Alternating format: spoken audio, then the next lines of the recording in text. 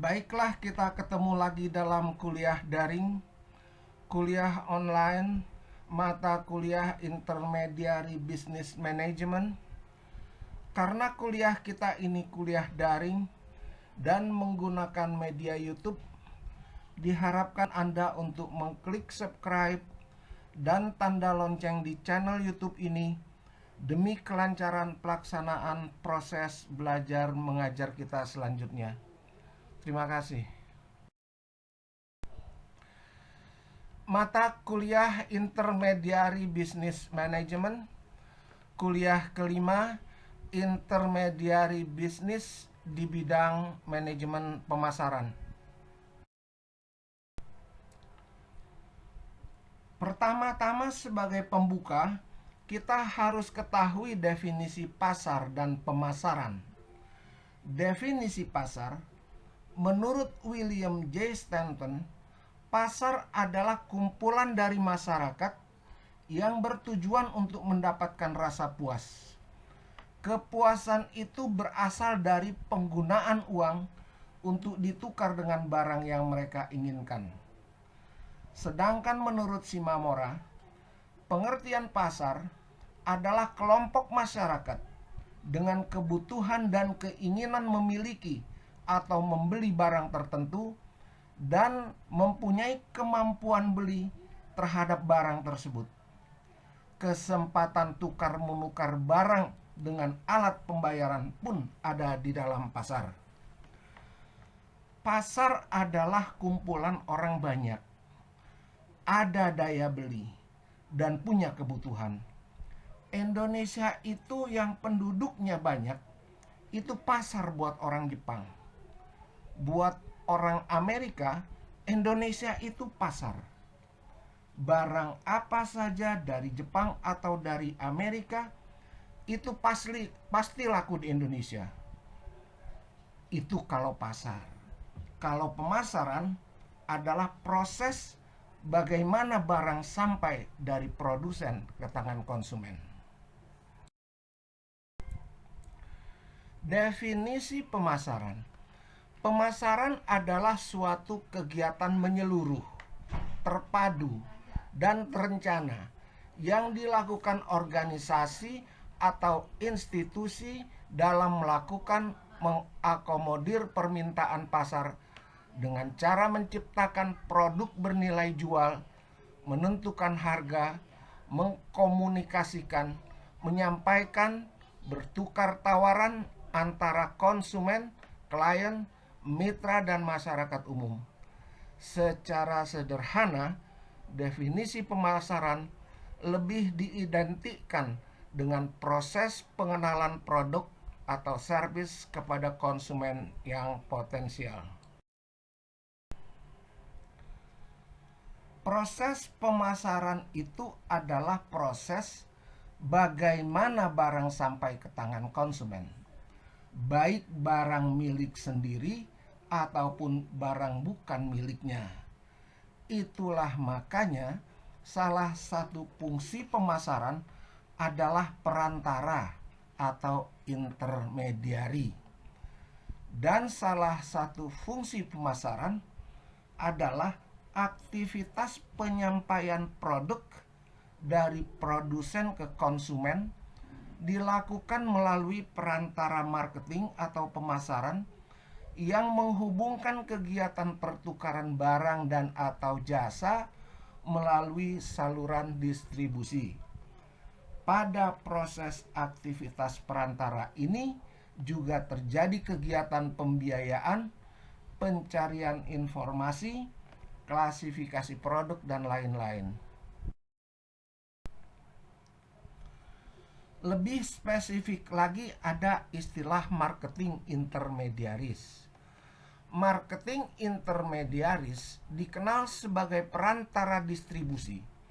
Adalah perusahaan yang disewa oleh produsen untuk mempromosikan produk, menjual, dan mendistribusikan produk ke konsumen akhir. Tipe dasar perantara pemasaran meliputi agen, agen pemasaran, grosir, pengecer, dan perusahaan distribusi. Agen dan lembaga pemasaran membantu dengan promosi produk, sedangkan pedagang besar, pengecer, dan perusahaan distribusi menjual produk kepada pelanggan. Beberapa saluran distribusi yang perlu diketahui adalah wholesaler, distributor, agen, reseller, retailer, toko, dan lain-lain. Wholesaler adalah kegiatan yang dilakukan dengan membeli barang dalam jumlah besar langsung dari produsen ataupun distributor yang kemudian disortir berdasarkan jenis dan kualitasnya, lalu dipecah kembali menjadi unit-unit yang lebih kecil dan dijual kembali ke retailer, industri komersial, ataupun bisnis profesional.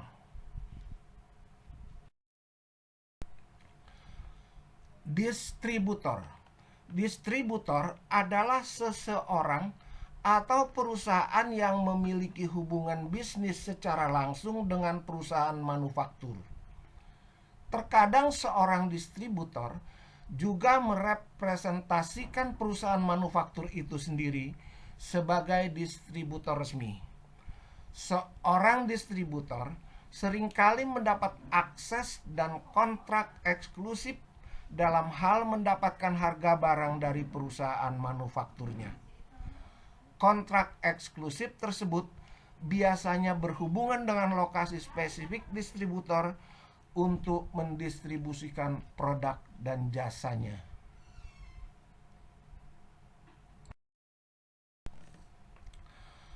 Agen. Agen atau broker merupakan wholesaler untuk wholesaler lainnya. Agen atau broker memiliki kontrol terhadap stok supply yang ditawarkan karena deal-deal bisnis yang telah dibuat, baik dengan distributor ataupun perusahaan manufaktur. Agen atau broker yang bekerja dalam industri wholesale memiliki tugas utama, yaitu secara aktif mencari supply barang dari banyak sumber untuk harga dan kualitas terbaik. Reseller. Reseller adalah penjual langsung kepada end user. Profesi yang merebak setelah muncul tren penjualan melalui jalur online seperti sekarang ini, reseller menjadi pilihan yang menarik karena jika dilakukan secara online, maka pekerjaan ini tidak memerlukan modal banyak. Reseller bisa diibaratkan toko yang langsung melakukan transaksi dengan end user. Semua yang kita jelaskan di atas adalah pemasaran dalam artian konvensional. Di era sekarang telah banyak berubah. Kemajuan teknologi digital tidak hanya menjadikan alat komunikasi di dunia maya di tangan generasi milenial, media sosial berkembang menjadi bisnis. Generasi milenial mulai berbisnis daring atau e-commerce dan membangun perusahaan rintisan atau startup berbasis teknologi digital yang diprediksi akan menjadi salah satu kekuatan ekonomi terbesar di masa yang akan datang. Bisnis konvensional mulai ditinggal dan beralih ke bisnis elektronik.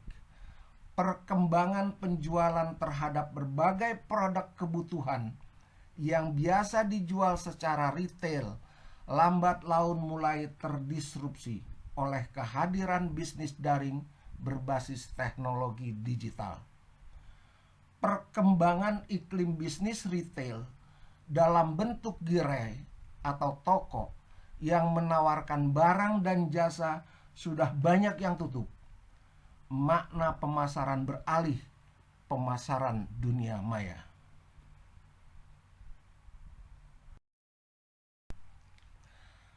telah terjadi perubahan strategi dagang konvensional menuju perdagangan berbasis teknologi digital. Perdagangan berbasis teknologi ini adalah marketplace yang hadir dengan berbagai kemudahan berbelanja sehingga transaksi penjualan dan pembelian menjadi lebih efisien dan efektif. Marketplace adalah perantara antara penjual dan pembeli di dunia maya. Situs marketplace bertindak sebagai pihak ketiga dalam transaksi online dengan menyediakan tempat berjualan dan fasilitas pembayaran. Bisa dikatakan marketplace adalah department store online. Ada dua jenis marketplace di Indonesia, yaitu marketplace murni dan marketplace konsinyasi. Marketplace murni adalah ketika situs marketplace hanya menyediakan lapak untuk berjualan dan fasilitas pembayaran. Penjual berkewajiban untuk menyediakan deskripsi dan foto produk, dan pembeli dapat melakukan penawaran harga. Transaksi dapat dilakukan melalui rekening yang disediakan marketplace. Marketplace murni di Indonesia. Contoh marketplace murni di Indonesia yang populer diantaranya Tokopedia, Bukalapak, Elevania, Belanja, dan Blibli.com. Contoh marketplace dari luar negeri yang populer di Indonesia adalah Shopee dari Singapura, Lazada dari Singapura, JD.ID dari Tiongkok, Amazon dari Amerika Serikat, dan Rakuten dari Jepang. Marketplace konsinyasi. Marketplace jenis konsinyasi adalah hanya sebagai tempat titip barang kepada pemilik situs pihak marketplace. Transaksi penjualan dan pembelian menjadi tanggung jawab pihak marketplace. Salah satu contoh marketplace yang menyediakan kerjasama konsinyasi adalah Zalora dan Beribenka. Marketplace konsinyasi, pihak situs marketplace akan mengurus penjualan dari foto produk, gudang, pengiriman barang, hingga fasilitas pembayaran. Perbedaan mendasarnya terletak pada tanggung jawab penjual dan alur transaksinya. Alur transaksi di marketplace terjadi langsung antara penjual dengan pembeli dan menjadi tanggung jawab situs marketplace. Beberapa perusahaan startup di bidang marketplace. 1. Tokopedia adalah marketplace yang didirikan oleh William Tanuwijaya pada Februari 2009. Di usia ke-10-nya, Tokopedia berhasil mendapatkan predikat marketplace terbesar di Indonesia dengan jumlah kunjungan per bulan mencapai 137.200.900. Tokopedia adalah salah satu startup unicorn Indonesia. Artinya valuasi marketplace ini sudah mencapai lebih dari $1 miliar Amerika. Kedua, Bukalapak. Bukalapak di posisi kedua ada Bukalapak yang juga menyandang gelar startup unicorn seperti Tokopedia. Bukalapak adalah marketplace yang didirikan oleh Ahmad Zaki pada tahun 2010 di Bandung, Jawa Barat. Marketplace ini berhasil mengumpulkan 115.256.600 pengunjung per bulan pada awal tahun 2019. Shopee. Shopee adalah marketplace asal Singapura sejak 2015. Setelah 4 tahun sejak ekspansi, Shopee berhasil menjadi salah satu marketplace terbesar ketiga di Indonesia. Kunjungan bulanan Shopee mencapai sekitar 74.995.300. Marketplace yang berada di bawah CEA Group ini mampu merebut perhatian konsumen Indonesia dengan kampanye kreatifnya yang melibatkan selebritas internasional seperti Blackpink dan lain-lain. Lazada. Lazada sepertinya mulai kesulitan menghadapi persaingan dengan marketplace lainnya. Awal 2018, Lazada adalah marketplace dengan pengunjung terbanyak. Sayangnya pada 2019, Lazada hanya mampu menduduki peringkat keempat dengan jumlah pengunjung per bulan sebanyak 52.044.500 pengunjung.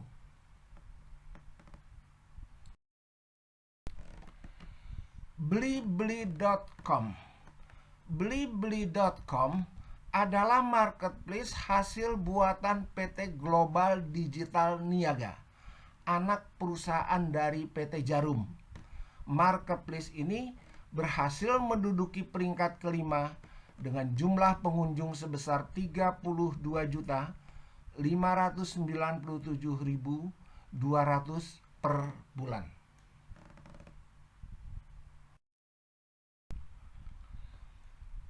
Demikianlah kuliah kita yang kelima pada hari ini. Untuk mata kuliah Intermediary Business Management akan kita lanjutkan nanti pada kuliah-kuliah berikutnya. Semoga bermanfaat untuk kita semua. Sekian dan terima kasih. Kalau Anda suka, Anda senang, jangan lupa untuk klik subscribe, klik tanda lonceng dan share. Sekali lagi, terima kasih. Ini ada tugas kelompok membuat paper. Ini judul-judul paper untuk tugas kelompok.